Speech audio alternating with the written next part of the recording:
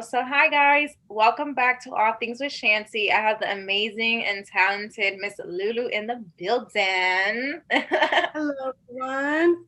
We are going to be talking about the topic grief. It is something emotional, sensitive, and private. This will actually be the first time both Lulu and I share this. I can go into detail. I can share like a lot, but like death, I face it.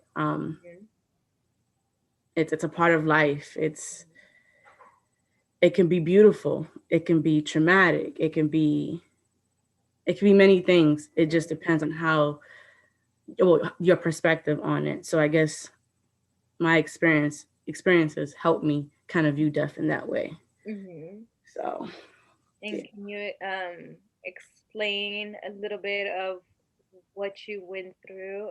Explain your story because I never knew. Like you You want said, to, I okay, I never can knew. tell you my story. My story is a very, very long story, but I'm going to try to kind of sum it up because I mean, I know you probably seen me here and there, Mhm. share little bits and pieces, but my story hit me hard. I'm not gonna lie. I was at age 17 too when my mom passed away, but even before that, I had lost my father at Mm. 5 when I was 5 years old, gun violence, and lost my uncle around that age. Then as I got older, lost my grandfather. Well, so death has Yeah. always been around. So Mhm. it's like a dark cloud just kind of here. It's Mhm. always there. So I know. So it's like how you say you're always anticipating. It's like I Yeah. know you're there. So it's like when it happens, Mhm. it happens. But of course, anyways. So my mom, I kind of have a picture here because this is the first time I'm really telling my story. So here's a picture of my family, my mommy, my dad, my brothers, and them. So my mom, very very awesome, amazing person. She was very strong, very she had to be mom and dad, take care of the house. That was her. Always full of light, spirit, laughing, smiling, dancing. She used to love salsa. And she never really told us she was sick. Mm. Um, so thinking about it now, like, oof. She never really told us she was sick. So it was just like slowly just watching her, just Mhm. like, Mom, Dad, you're losing weight. What's going on? And we're just in the house, high school. I'm going through my high school stuff. Yeah. Not really putting pieces together. Like, the next thing you know, my aunt, family, they really start noticing, like, Mhm. no, something's not right. She's losing weight. My mom used to go to the bathroom a lot, and then she used to be in pain, and then she used to sit in bed. And I'm like, Mom, are you okay? Is there anything I could do? What do you need? But I didn't really understand. I didn't know. Mhm. So then eventually, finally, everybody started kind of coming in, and we took her to the hospital. Forgot what hospital's over there in doctors community, I think. Mhm. We took her to the hospital, and I guess they ran tests and started trying to figure out what was going on. And of course, I mean, my mom was undocumented, so Mhm. again, when it comes to that, it's like paperwork and trying to get insurances, and that was already a struggle financially. Mhm. But we were finally able to, I guess, get her in. And when they told us the news that she had cancer, I didn't really. I was in denial because I think they told me after this. I remember this clearly, and that's why I wrote that poem. That poem was written from that very conversation I had with her. Mhm. Um, so when they told me I was at Target, I was working. They called me. They was like, "We got the news. Mom, your mom has cancer." Oh gosh. What? Like, I started crying. I left immediately. I had to leave work immediately. I left work, and I went to the house and I sat there and talked to her. And that poem that I wrote was that conversation I had with her. I can read it now. I mean, since it's kind of into the. Yes. Um, I really would love to share this so people can hear this poem. And this Mhm. is very, very. This poem means a lot to me. Like I'm saying, like I literally had this conversation. A piece of this poem. I had a conversation with her one night when she had Mhm. share that news with me. So it's called Ma. It goes, it's in Spanish, so I'm sorry, English listeners. It goes, a veces lo que pienso no lo siento. Tú me dijiste que nunca te ibas, pero más te fuiste. Me dejaste sola, sola, solita. Tú luchaste para no dejarme. Yo sé que más no te quería ir, pero Dios te llamó. Yo lloraba, te decía, mami, no te vayas, because that's literally what I told her. Ma, no sé lo que yo hago sin ti. Exactly what I told her. Tú me dijiste, exactly what she said, que Mhm. siga por mí. Yo lloré más porque no puedo sin ti, pero contigo en mi mente, yo sé que de frente, I mean, contigo, sorry, pero contigo en mente, yo sé, yo sigo de frente y no dejo que nadie me cambiará la mente. Yo sé que con estos tiempos malos, con Dios un día llega a los tiempos buenos. Siempre en mi corazón tú vives y yo sé que un día te haré feliz como te prometí. So that poem I wrote that in college after, she had passed and, a lot of things kind of went down, but literally having that conversation with her, like just, like, I can't do this without you. I'm Mhm. 17, like Yeah. started working at Target. I just finished high school. Like, I don't, what? I can't, I don't know, like life or what? I didn't understand. Mhm. So we got evicted from our apartment. We had to live elsewhere, and I'm not gonna go into personal detail about who we live with because that's a whole nother story. Um, that's gonna bring other things, but we had to move and we had to stay with other people, and that in itself was hard. Just always being just me, my mom, my brothers, my uncles, and going into someone else's space, and my mom is sick, and having a whole hospital bed in the living room. Me trying to figure out life and Mhm. understanding things. So I was in denial. I was like how you said I was worried about the wrong things, Yeah. like doing other things and yeah, mom is there. And I'm like, no, mom is gonna get better. Mom is okay. Mom, she's not going nowhere. She's strong. Like, Mhm. but things started to get I guess downhill. And that's when hospice was introduced. And as you know, I became a hospice social worker down Mhm. later down life. Um, but man, I also remember this day in the hospital. I think that it was like a light, like a man. We was in the hospital. I feel like I'm jumping everywhere. I'm sorry. Let me No, go back. you're fine. And my dog keeps licking my face. um, no, no. So I want to go back to. I'm sorry, I just lost my train of thought. I was trying to say Okay. there was this moment where we were at the hospital, and I remembered a lady in a white coat coming to us and just talking to us about my mom and her having cancer and like the next steps of what everything was what were the next step of what was going to happen. And Mhm. all I remember is just tears, crying. I'm like hollering, like, and I'm just looking over like, am I crazy? Like my brother, everybody, it's calm. They're guys, they don't really, but I'm just crying, crying. She's asking all these questions. But the most thing I remember, this lady, she spoke to me so calm. She was just so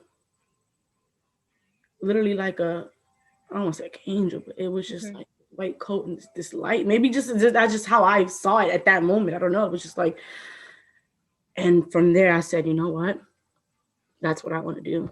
I Mhm. want to be. I want to be that person. That when someone is sitting right there, just as I am, I'm able to be that calm and I'm able to help them through.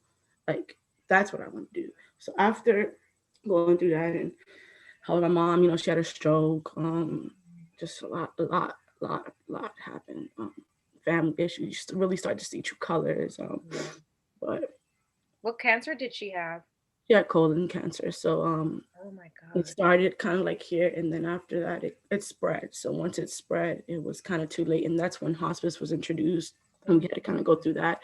But for me at that time, I thought hospice was like she's gonna get better. It's a place where she goes. It's so peaceful. It's beautiful. She's gonna get better.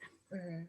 But they weren't telling me the truth of what hospice was, which again, hospice is a great service. It's not a place where people go die. Let me put that out there. It's not a place where people go die. It's a place, hospice is a place where families go to get the comfort that they need to to manage their pain, to process, that end of life stage. I truly believe in having comfort in a space of in a space of death.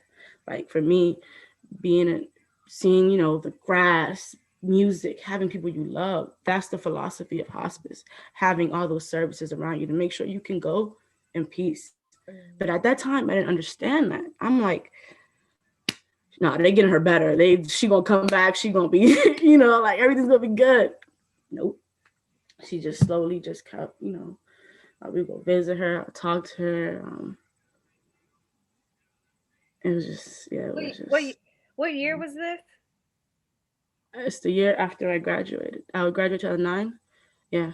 2000, she passed away 2010. So the year after, literally the year after I graduated high school, I lost my mom. And your brother was he was a My brother, freshman in high school? no, my brother was he was like 12. Because if I was 17, Junior's 5 years younger than me. So he was around How old is he now? 24. Y'all Oh, the same age, right? yeah. You're 25. He's 24. Yeah. So you were like 13. He was like 12. Um, yeah, just I went through a lot. Friends, doing things I wasn't supposed to, trying to understand, and family. Everybody had a word. Everybody had something to say. Lulu this, Lulu that, Lulu, and I'm just trying to understand and put the pieces together. Trying to go through life. Trying to. How you gonna tell me I don't love my mom? How you gonna tell me like it was just so much, like so much, so much. But I remember the day, they called me. They called. Mhm. Like mind you, I'm watching my mom slowly deteriorate in the hospital bed, God. changing her diapers. I'm bathing her. I'm seeing her hair fall. I'm doing all that. Mhm. It's okay to cry, Lulu. I see you holding it back. It's okay. It's okay. You cannot be strong forever, girl. I'm gonna need you to I bring know. the tears I'm out. trying to be strong. You can. So, You do not have to be strong right now. You can let it out. just watching her was hard, but that day they called me Hmm. and told me that she passed. My uncle called me on the phone, and I dropped. I had the phone in my hand. I just dropped to the floor, and they came, and everybody came, hugged me, grabbed me, and but I literally dropped, and I just cried, and cried, and cried until they took me to go see my mom,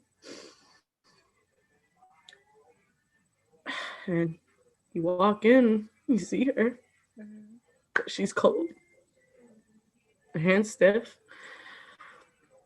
eyes open, and I try closing her eyes, but when someone passes, you have to kind of wait till their body kind of warms up and loosens up so that you can move their So she was cold, just staring out, and I just held her hand. But the day before that, Hmm. she passed at 4 a.m. I was there at hospice with her around 12. And this is the story I always tell people. Like we all had a time to go in and speak to her. So I went in and I held her hand, and I told Mom, I love you. Like I love you. I love you. I love you.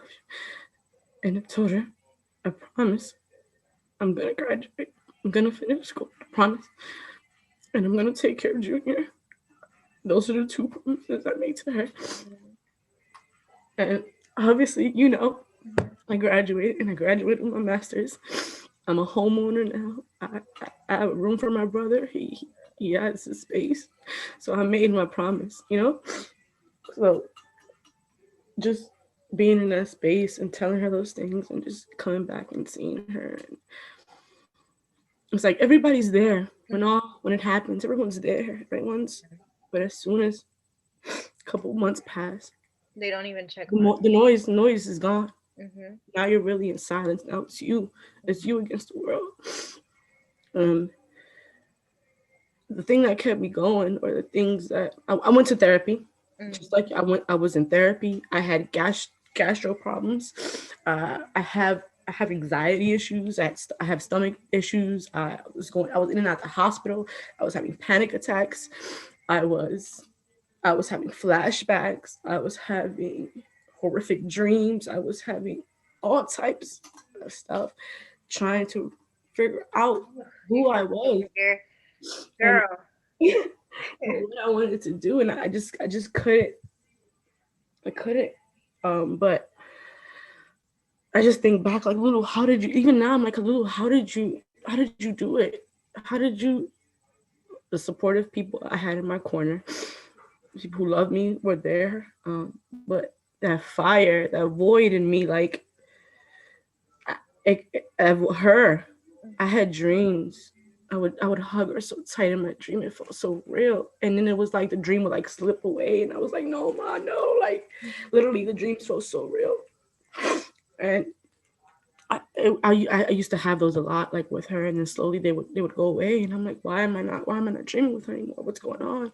But turns out every time, I kid you not, to this day, every time I'm low, every time I'm in a bad space, every time things seem to be confusing, somehow, some way, I I don't know. I make it through. I figure it out. There's a light. Mm-hmm. I don't know. It's just I always have faith. I always pray to her. I always that's what's kept me going this far. Without the faith, without knowing and believing that she's up there, I believe it that she's up there, and she's up there dancing her ass off with everybody else who's in heaven. Like, but I know she's up there and she's listening to me because she's always helped me through. And even just with the job switch, working alongside Sharon and being a community school coordinator, like how life has got me to certain places and how now I'm able to Step help of the people way. make a certain impact and do certain things. Like to me, it's like unbelievable. I am amazed at myself for even getting this far. But I'm telling you, grief is like, if you think about an ocean, it's Mm-hmm. like waves. This is how I kind of think about grief, and I actually want to start. I haven't really told anybody this. I want to start a therapy called Waves of Grief, and literally I want to practice grief in water. Ooh. Yes. So I did this one day. I was thinking about how I was grieving through my thoughts, but I was in the pool, and as I was thinking my thoughts and processing, I was moving in the water. And Mm. when I tell you, that was such a relief. That was such a just the movement of the water and just the processing of things was so enlightening. And I'm a Cancer. I love water. I think that's like, but yeah, that's something I kind of want. I'm working on, and maybe one day I kind of will get that really developed. But yeah, grief is really like waves. Like it comes and goes. It's intense. Mhm. Sometimes it's super intense. Sometimes it's subtle. You get little memories or little things that remind you of certain things. Like I don't know, Mama used to do that, or you really sit and you sulk, or next, my mom's birthday is November 25th, Thanksgiving, holidays. And you know what? Mhm. Oh, this year, what is it, the 10th year? It wasn't, it wasn't as hard. And that's the other thing, Mhm. time. That, you know, that saying time heals. Yeah. I don't want to say it heals, Mhm. but it definitely lessens, I guess, the pain because the void is always going to be there. It's still Mhm. there. There's days where I hit, Mhm. but this is kind of how I think about it. I just picture this like a hole in the ground. Mhm. Yeah. So when I'm in that moment, yeah, I go to my hole. There's a hole. Pretty much there's a hole. No one can get me out of that hole. Like there's no stairs. There's nobody can get me out that hole. So I'm in that hole. I spend whatever I have to do, and then I come out. Mhm. So there's nothing around there, but I climb out the hole, get myself back up, and I'm up. Mhm. That's kind of how I think about it. So I don't want to say it's like my depression hole, but I know when I'm in those feelings, like I don't want to be bothered.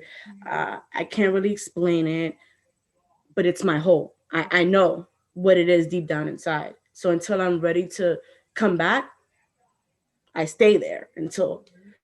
So that's kind of what's also helped me. Like I know when I'm going through my emotions, my grief, my feelings, and I don't like to burden others because I feel like throughout the years I've shared my story with my friends, and I'm telling you over and over and over and throughout, like over, like that's why.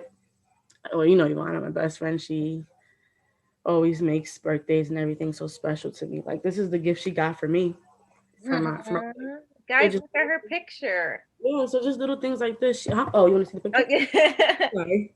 Look at that beautiful picture. I Yeah, love it. I really love it. yeah. So You're just your mother's twin. You look just like her in that picture. thank you. She was always just smiling and just a ball of energy. You and my mom and your mom probably would have been cool because your mom was kind of like my mom. She's like dancing, being embarrassed, and I'm like, oh my god, mom, what are you doing?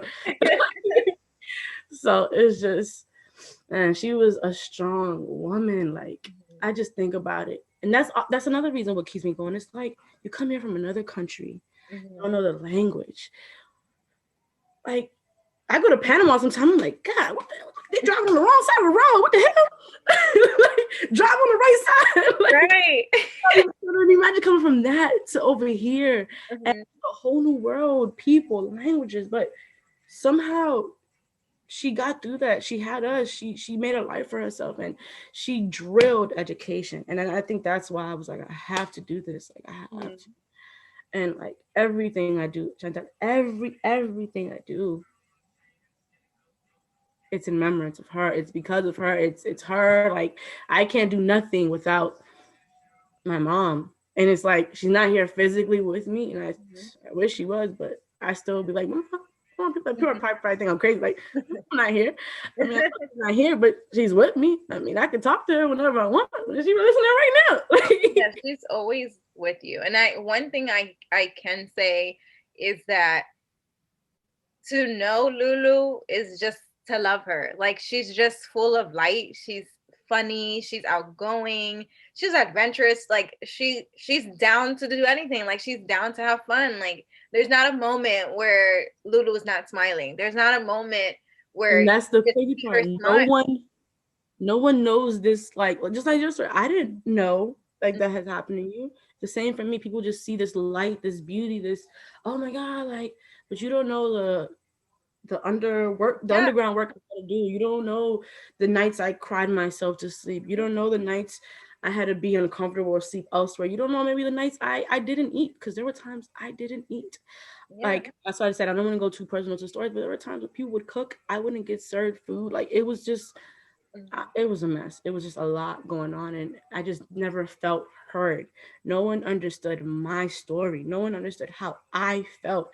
It was everybody's words against mine at that age. Mhm. 17 is like, damn, y'all don't even have the decency to hear me, to listen to me. I needed you to hear my story, even if at the time you didn't see it or whatever. I just needed that.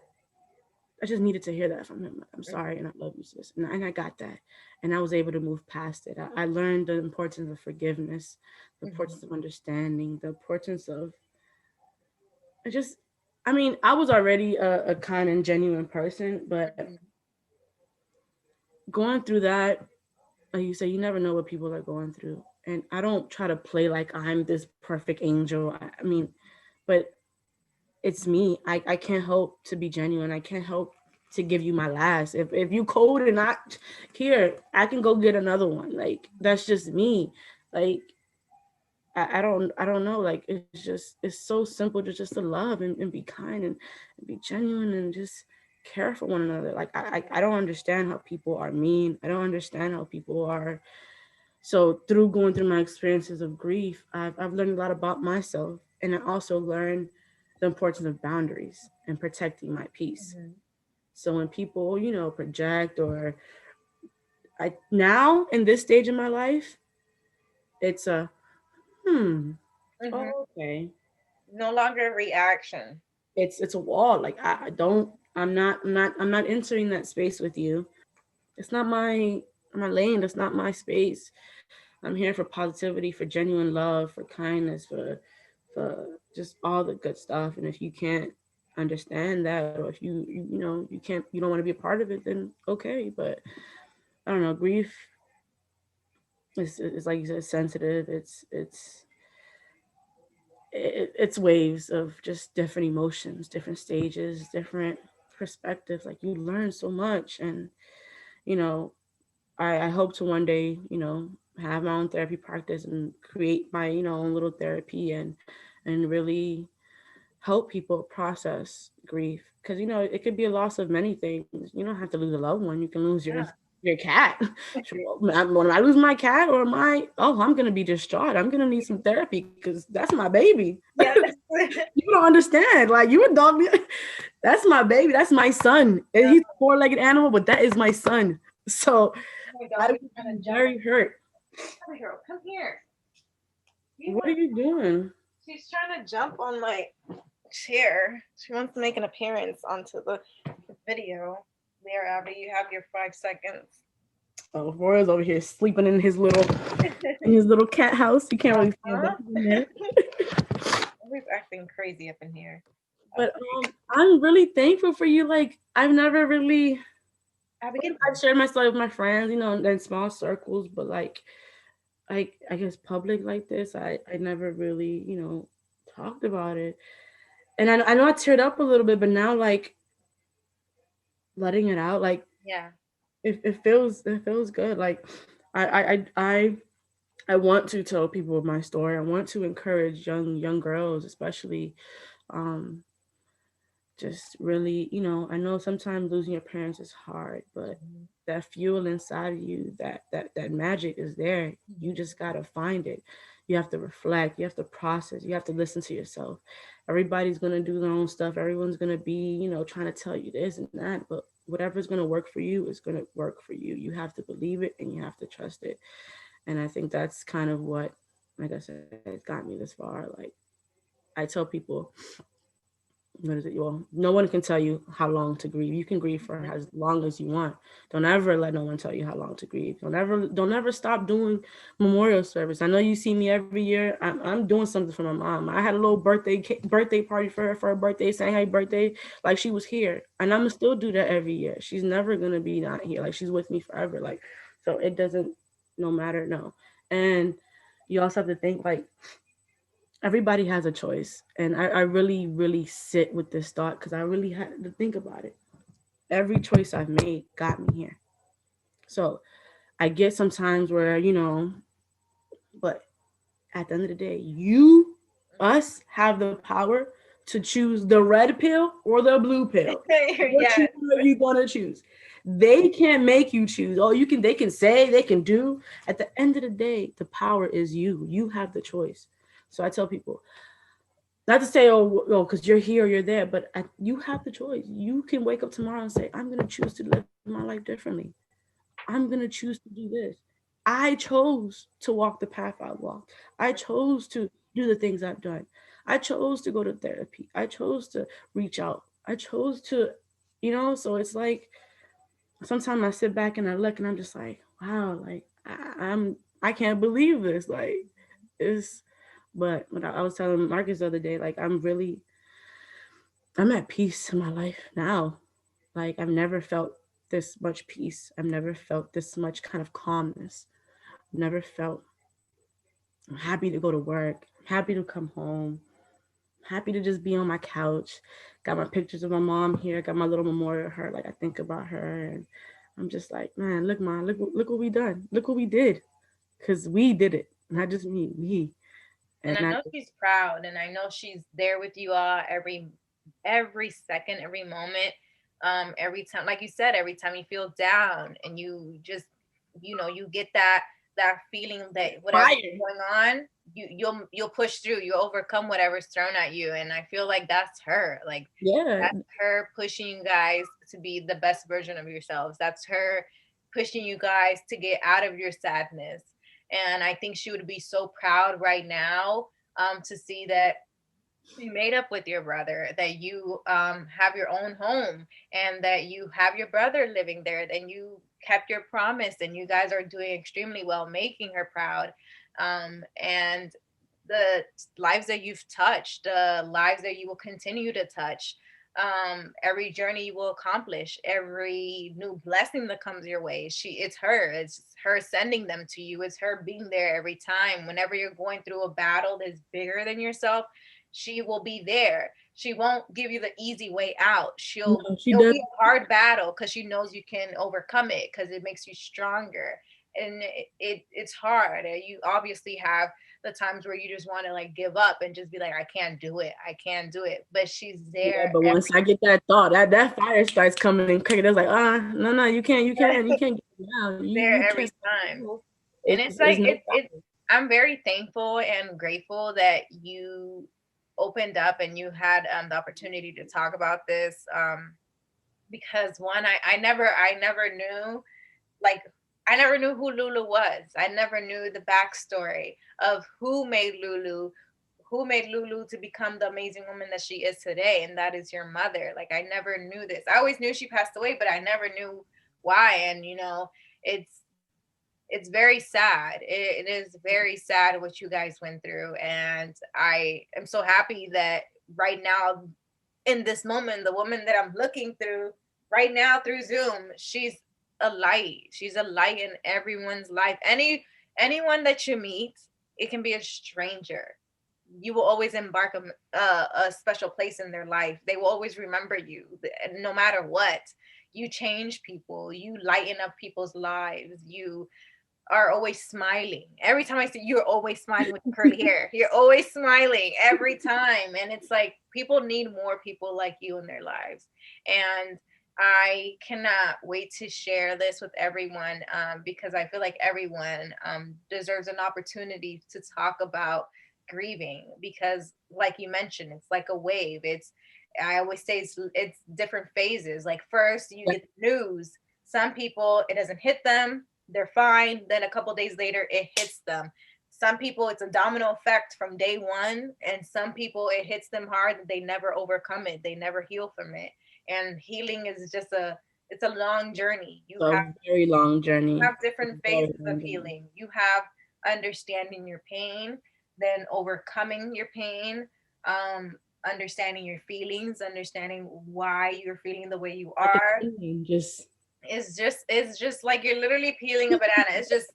It's just crazy, and I'm just so thankful. And I know in my other videos I speak about healing, because I take healing and growth so sensitive and so personal, because the woman that I am today, you don't know me. You don't know me. You don't know the woman that I worked hard to be today. You don't know what I went through to be here today. That is your power. Who you are, your story, and who you are now, that is your power.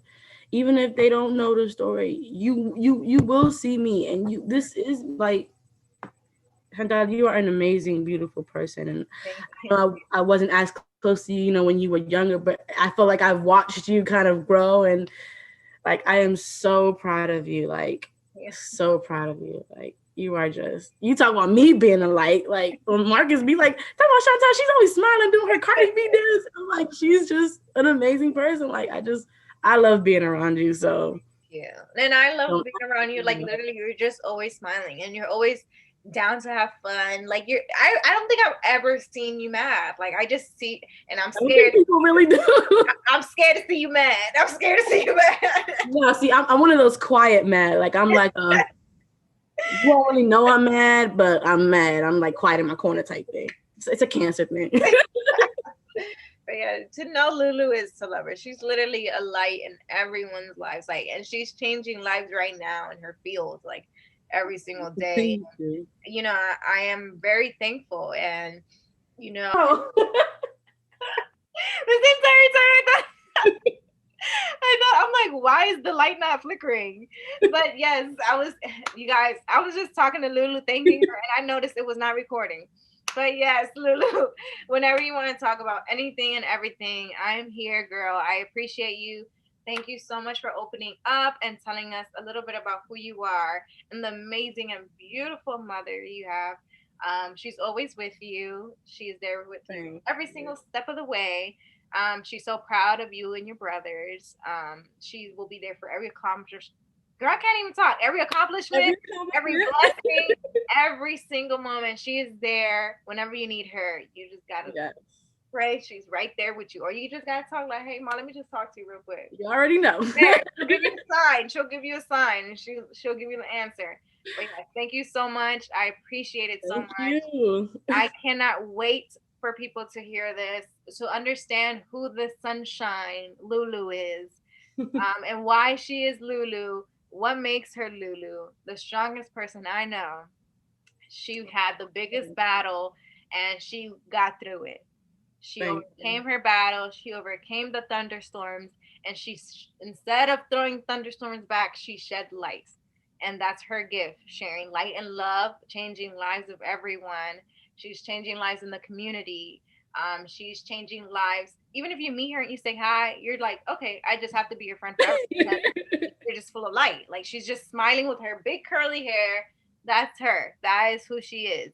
Yeah. And she shared with us who she is. She shared to us her experience with grieving her mother. She was raw with us. She told us how it was.